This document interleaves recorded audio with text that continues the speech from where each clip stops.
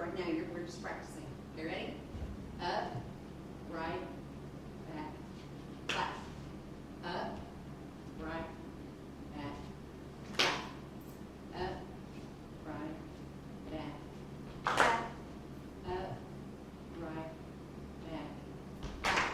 Okay? The hardest part is remembering you got to do left foot first. You got to do left foot first. Okay, do it again. Ready? Go. Up, together.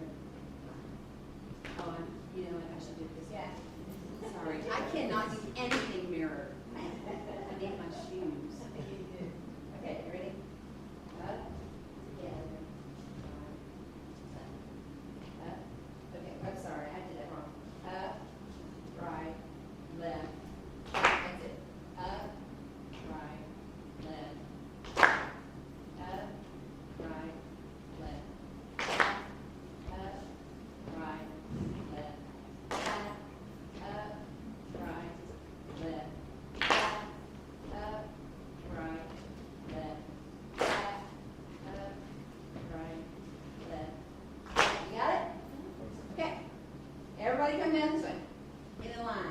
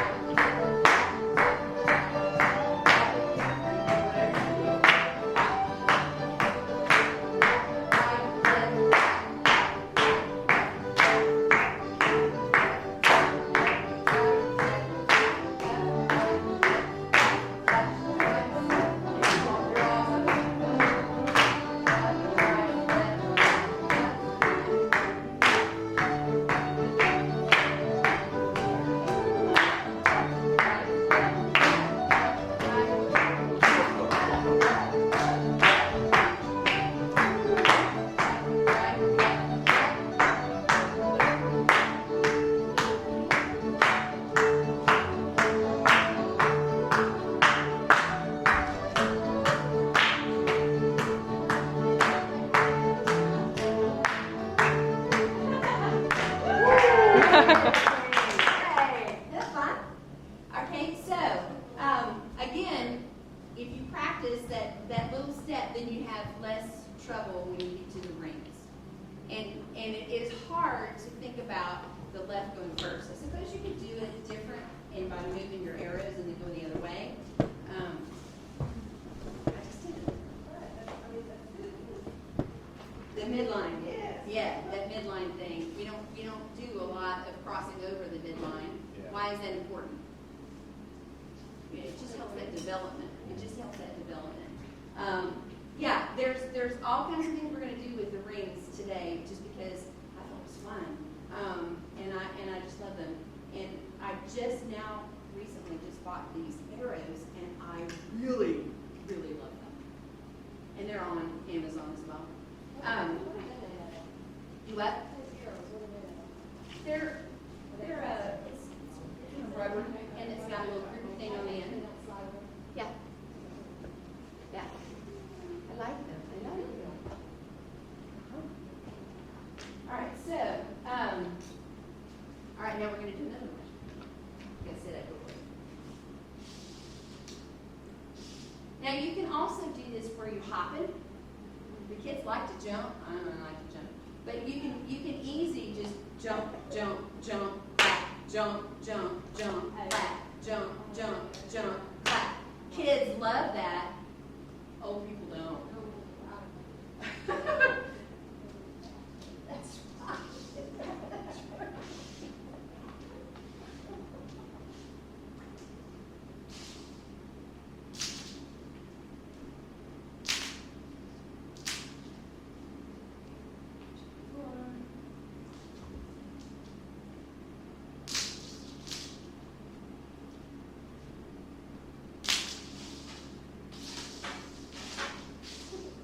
You can't connect your feet in.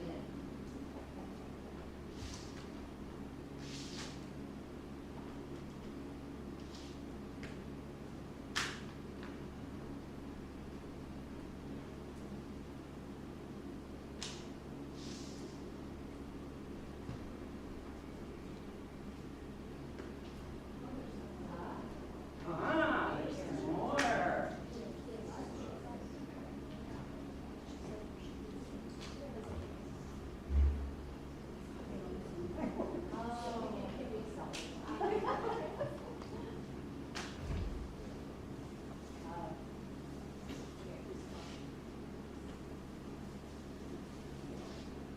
All right, so we're going to have two groups,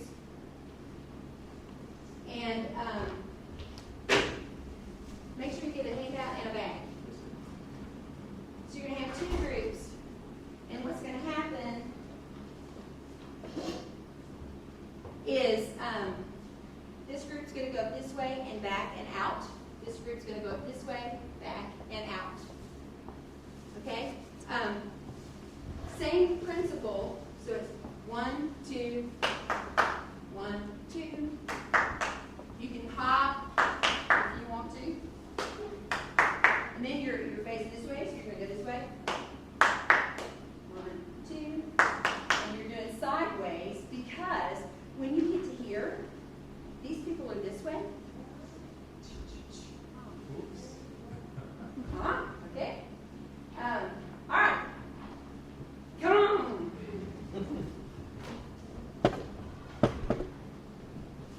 So you just get back in line once you get through here. Okay, so when you get to the top, then you're going to go over, and then it's clap, clap, clap with your pearl. All right.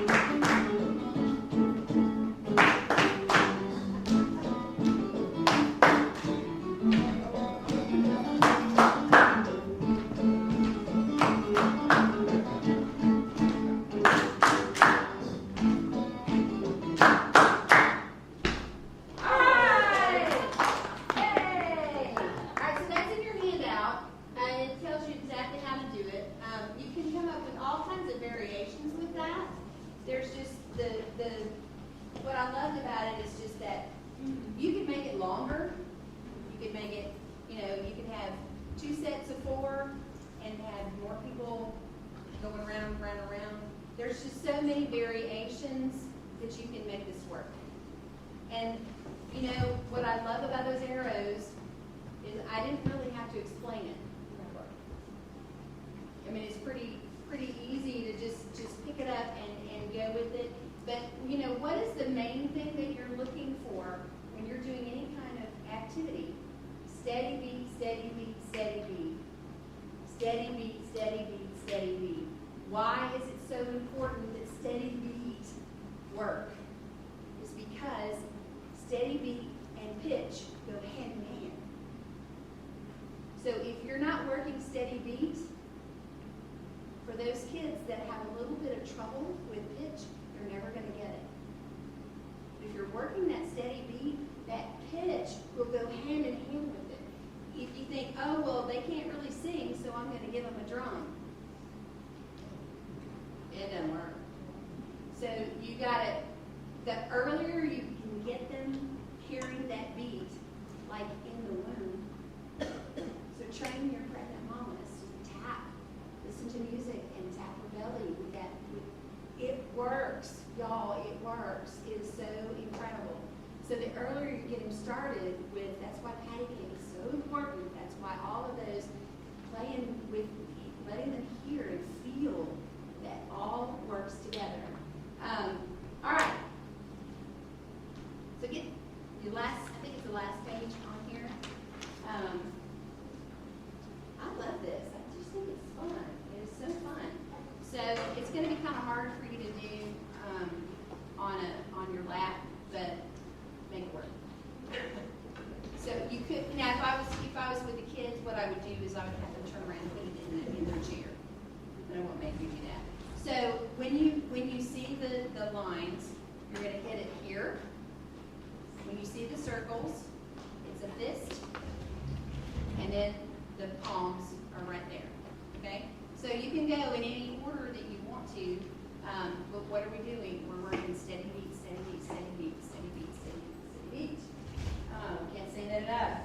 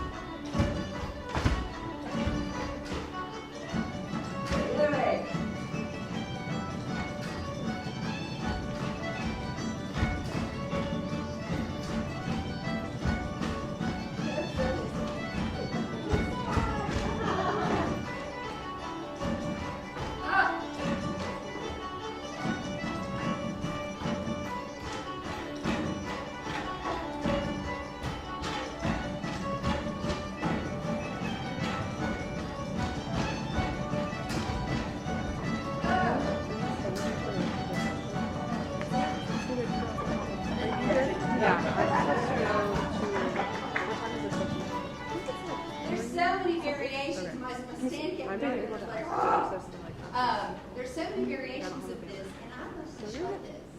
I think it's so cool. Where did I get it? YouTube. Right there. Yeah. Like I said, nothing is new. It is there for you to do. You can do all kinds of variations with this as well. So, and it's just a fun, different way to do steady beat, and you're watching. You can let somebody else be the leader. You can integrate all those leadership skills. Would it be hard for somebody coming in when you're already working this to do this? No. All they just have to have is a paper. So Whether you do, you already have that or you laid out on the floor. But I just thought this was so genius. You could do this on a placemat too. You could. That would make either from slide on the place everywhere. Yeah, that's a great idea. Here you go, here you go, here you go. That's a great idea. Placemats, or I mean, and you could. It wouldn't have to be. You wouldn't have to put hands on there. You could put something else in it. A square, and a square is a hand, is a path. The sky's the limit. But anything that you're doing that's interactive, and they're kind of have to think a little bit. And the older they are, the more challenging you make it. So do the faster beat, do more into it. And if you mess up, it's all right. It's all right. It's just fun. It's fun. All right. Okay, get your plastic bag. What? A plastic bag.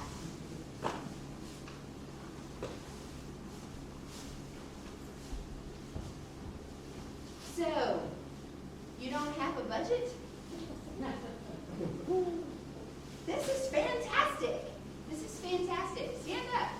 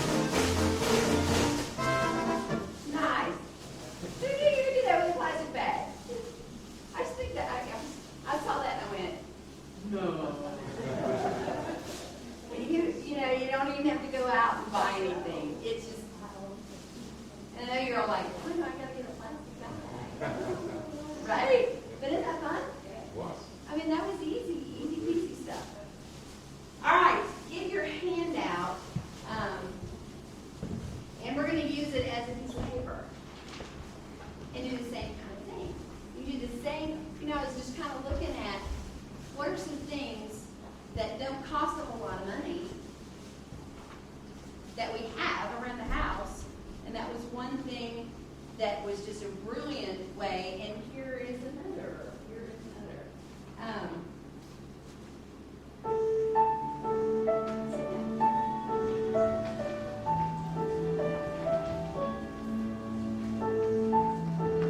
We tend to like the fast songs. The slow songs are good too.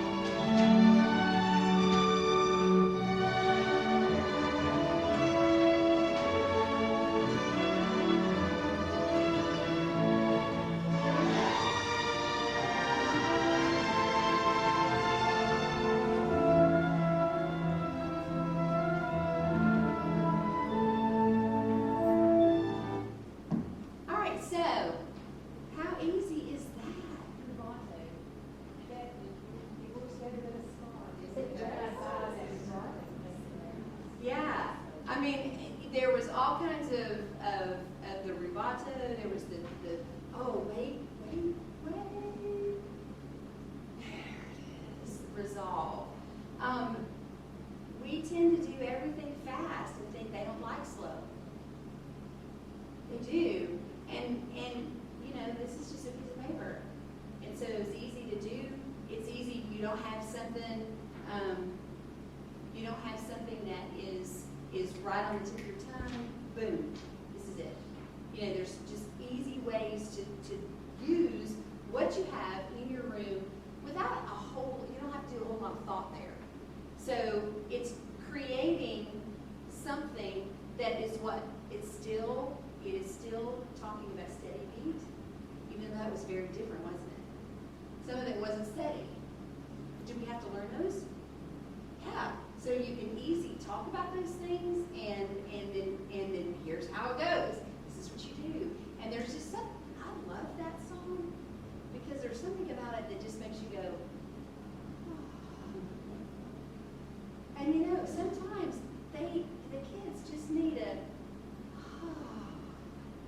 If you were teaching that or sharing that with the classroom group, would you, what would your steps be? Would you kind of talk about what you were just saying and then demonstrate it and then I just, come on.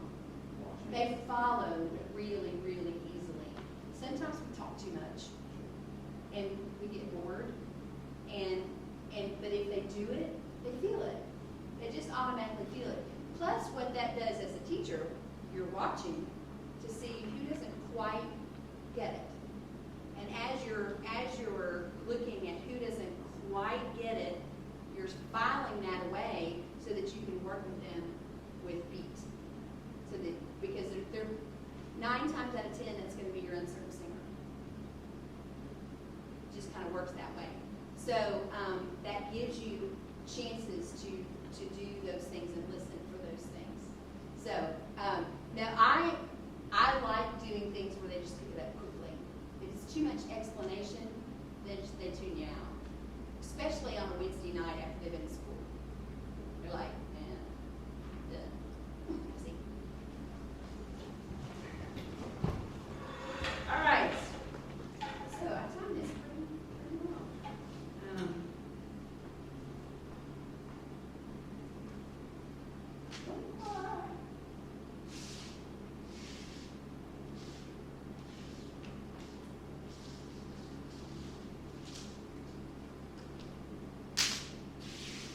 So normally I wouldn't do 3 different activities with hoops in one evening, but you know, we're here.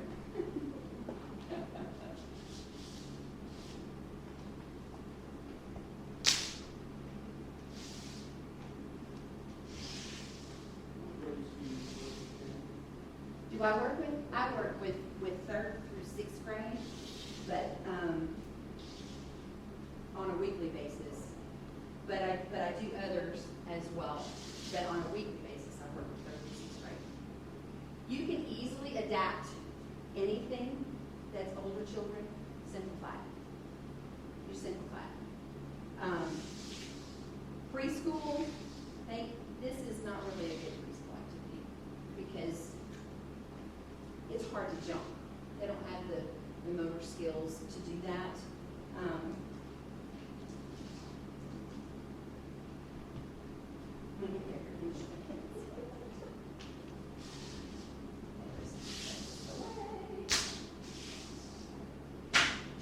All right, so this is the same thing but different. Same thing but different. You're going to start with your left foot, and you're going to weave in and out. Okay? And but this one, with older children, you can start at both ends. But you have to make sure that you're going left first. All right? So the way this goes is you're in, 1, 2, 1. Okay, so it's, let me do that again. 1, 2, 3, 4, 1. I still didn't do that right. 1, 2, 3, 4, 1, 2, 3. There it is.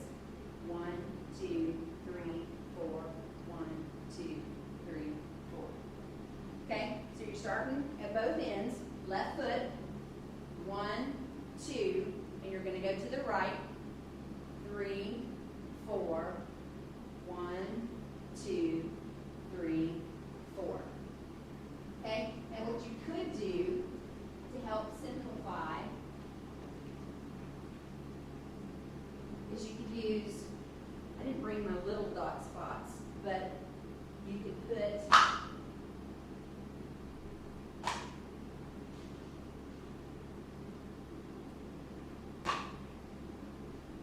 so then you're going to know 1, 2, 3, 4, 1, 2, 3, 4, 1, 2, 3, 4, 1, 2, 3, 4. Does that make sense? So you would put it every other one to let you know that you're going to go diagonal. Okay, ready to do that down here too? And then once they get it, it's in. And you're going to pass each other.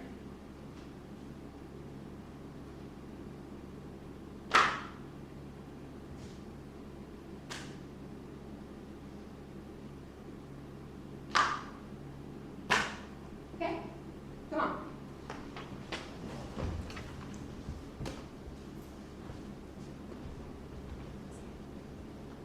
Which foot first? Left foot first. Left foot first. That's right, this one, that's it.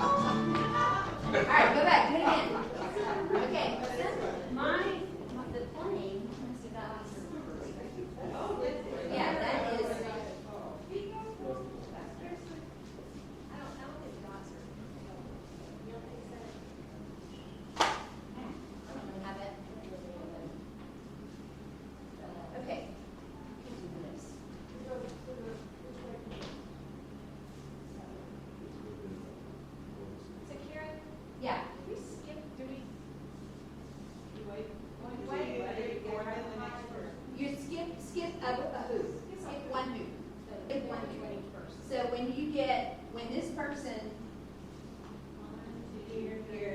here, and it goes back into here, then the next person comes in. So there's a in between. All right. Does that make sense? I think that's what we do. We go that way. Go to your left first. I don't know what to do to make that unslippery.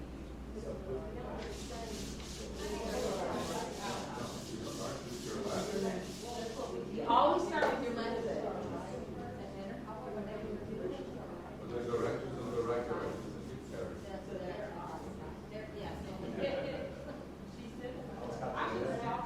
Okay, so you're gonna go left, and then you left. Okay, your left foot is first. You're gonna go 2, 3, 4, 1, 2, 3, 4.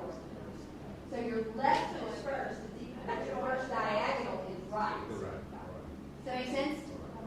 Your left foot is first, but your first diagonal is right. Okay? All right, let's try that again. This is always fun, especially when they're right into each other. It's just great.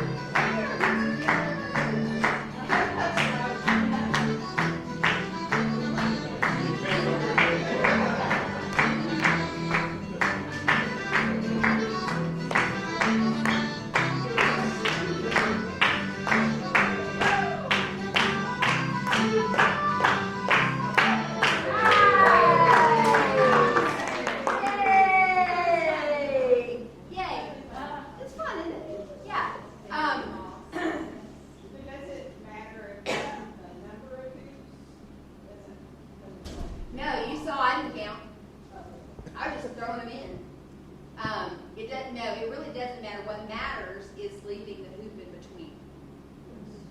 And it's up in the same direction. Yeah, that's what matters, because once they get out, whether you have a little number of hoops, once they get out and then they just keep circling back around, it really doesn't matter. Now, your children aren't as brilliant as you are.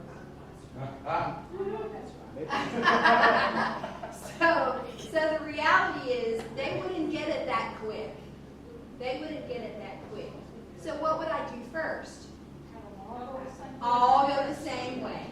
All go the same way. So that they understand, they just keep making the circle. They just keep making the circle. Once they get that pattern right, then later on you can introduce the mix and mingle. And there'll be somebody that doesn't do it right. So what do? Sorry, wrong answer. What do you do if they don't get it?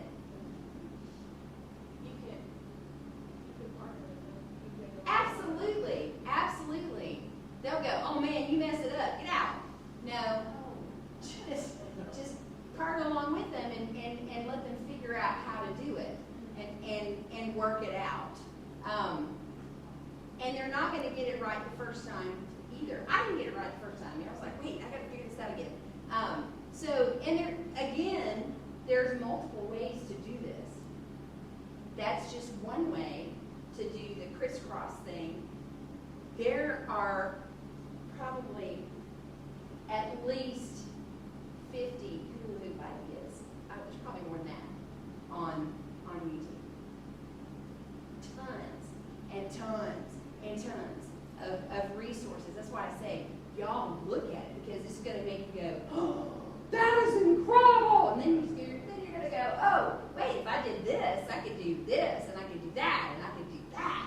So all of these things, what are we working? Steady beat. Steady beat. And so it's kind of like back in the day when we used to do a lot of square dancing. That was working steady beat. This is kind of square dancing without touching somebody. So it's the same kind of principle. You're just constantly working, and there's something about. Go ahead, Steve. There's something about the fact that we have more and more and more and more and more autistic children. Right? More and more and more. So there's something about a hoop that gives them their space. It gives them their space, and it allows them to migrate without any kind of problems with someone else. And what if somebody doesn't want to do it?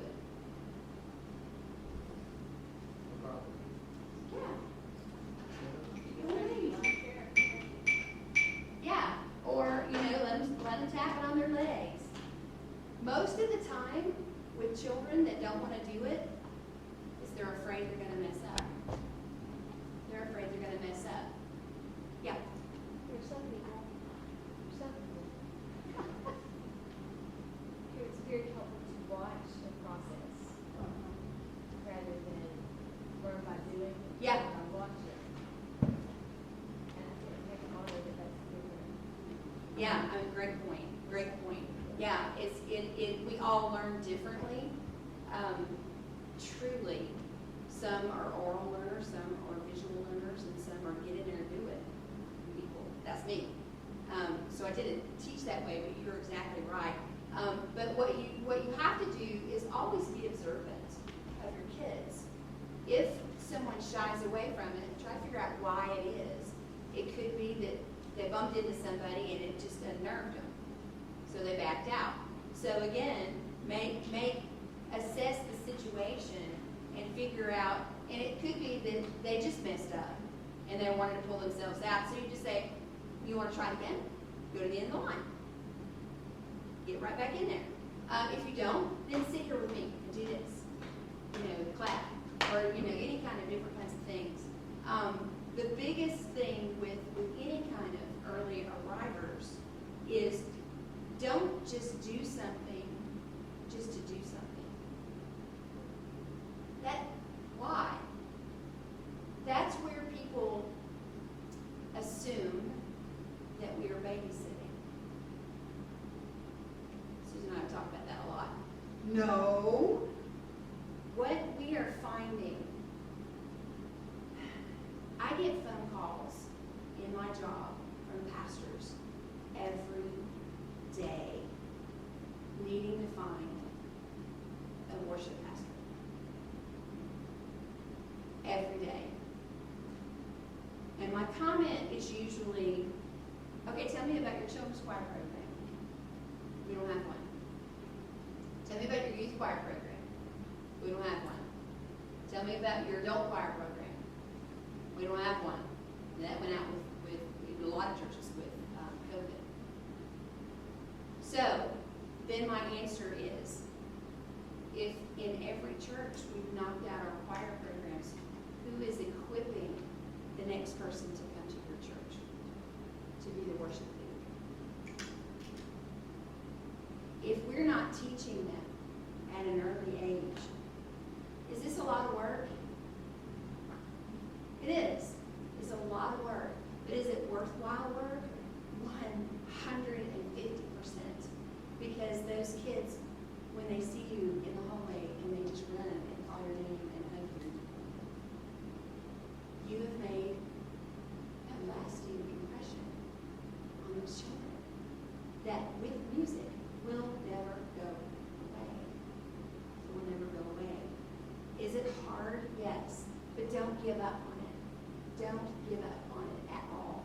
Because, and try to get as many people to come and watch as you can. I love doing an open choir.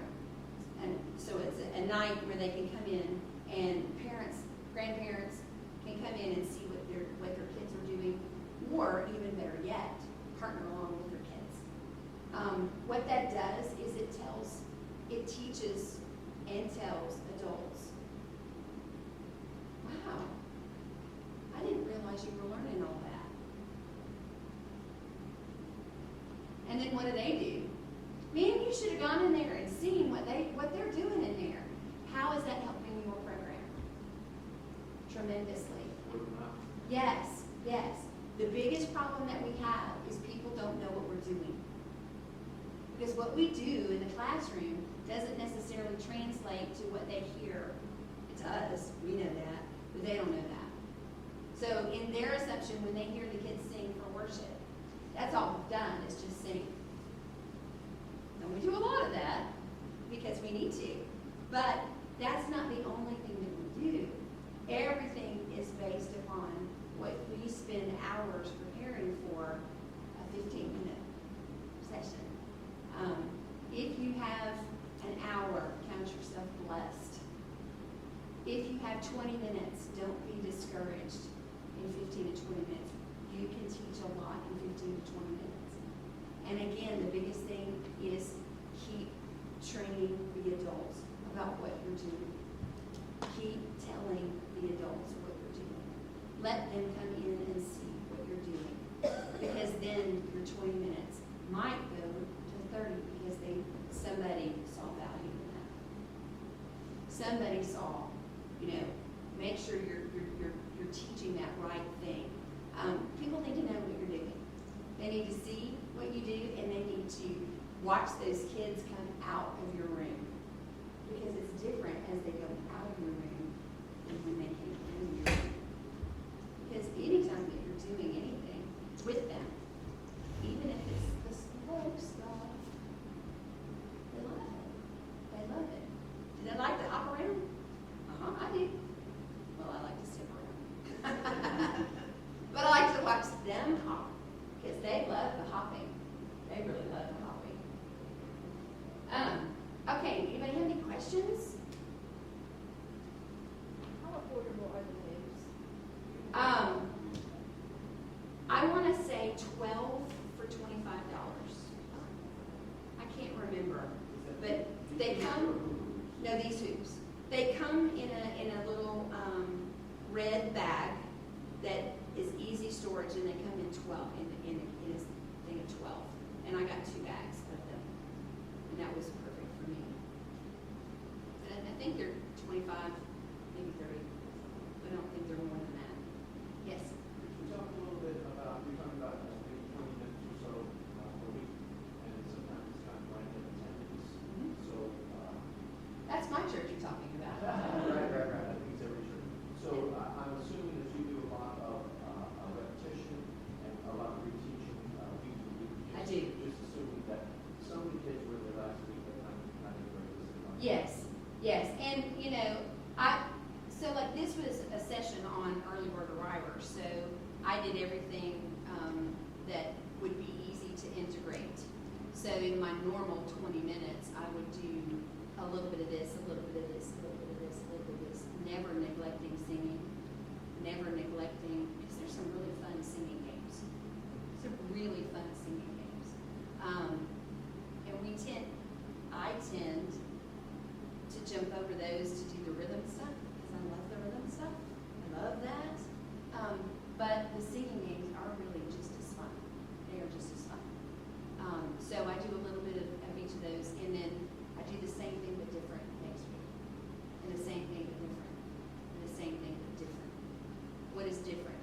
Just a little something. So 1 week we might be learning one step, and then maybe the next week, a couple weeks down the road, we'll be trying to focus.